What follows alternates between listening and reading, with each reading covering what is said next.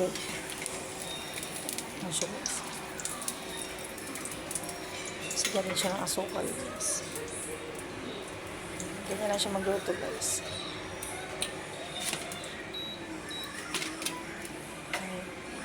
Lagyan natin siya ng konting oil guys. Ganyan lang siya guys. Konti lang. Sayin natin.